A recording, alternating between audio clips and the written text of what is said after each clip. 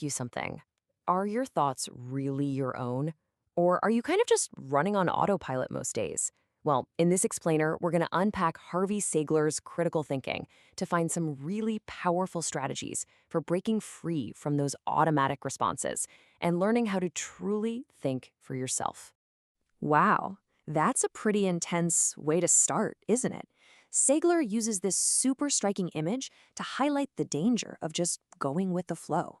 It sets the stakes perfectly. See, developing independent thought isn't just some nice skill to have. It's absolutely essential for avoiding disaster. And that really gets to the heart of the problem, right? So many of us go through our days just passively accepting what we're told, without even a second thought. We become part of that herd. But the good news is, we don't have to stay there. The book uses this brilliant metaphor of being spoon-fed information. I mean, think about it. From the second you wake up, you've got news, social media, ads. They're all competing for your attention, trying to tell you what to think, what to want, and even how to feel. The very first step to thinking for yourself is just recognizing that this is happening all the time. So, how do we fight back against all that noise? Well, the answer is something called critical thinking. Now, I know that phrase can sound a little intimidating, maybe something you'd only hear in a university classroom, but the book breaks it down into something that's actually surprisingly simple and accessible for all of us. Okay, so this is the formal definition. It might look a little complex, but don't let the big words fool you. At its heart, it's really just a structured way of looking at pretty much any issue. From figuring out a faster way to get to work to tackling a huge problem so you can form your own judgment. In fact, this whole big process really just boils down to two core actions. First, you absorb information, and I mean really absorb it, not just skim it. And second, and this is the crucial part, you actually put that information to good use. You apply it in a practical way to your own life. That's it. All right, let's get practical. Segler gives us a really clear toolkit that we can start using every single day to build up our independence of thought. So think of this as your everyday BS filter. First, ask yourself, why is this person telling me this? What do they stand to gain?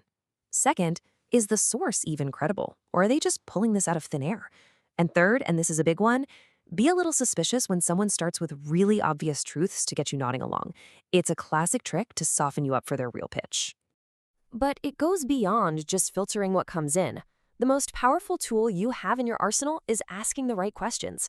And hey, this isn't about being negative or cynical all the time. It's about being actively engaged with the world around you. The book brings up the absolute perfect example, Socrates. He didn't really give his students answers. Instead, he just challenged what they believed by asking one simple question over and over. Why? He wanted them to think for themselves, not just parrot back what he said. And we can use that exact same method in our own lives. So the next time you read an article or you're watching a video, don't just passively consume it, interrogate it. Just pause and ask yourself a few key questions. Is what I'm hearing actually true? Do I genuinely agree with it? How could I maybe apply this to my life? What's the other side of the story? What might the author have missed? And finally, how do I personally feel about this?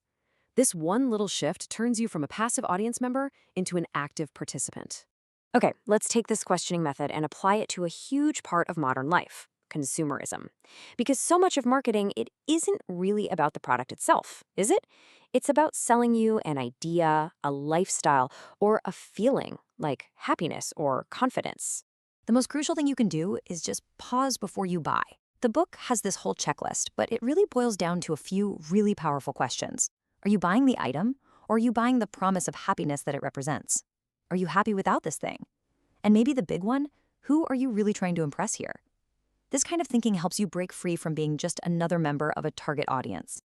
So we've got the tools, we've got the techniques, but what's the ultimate goal here? What's the payoff? Well, it's about way more than just making smarter purchases. It's about achieving genuine independence and becoming the architect of your own life. This right here is the core transformation. On one side, you've got the passive follower, just another member of the herd. But on the other, you have the independent thinker, someone who questions, who analyzes, and who forges their own path. And that's the goal. And this is the real reward. When you consistently apply these principles, you stop relying on other people to tell you what to do or what to think.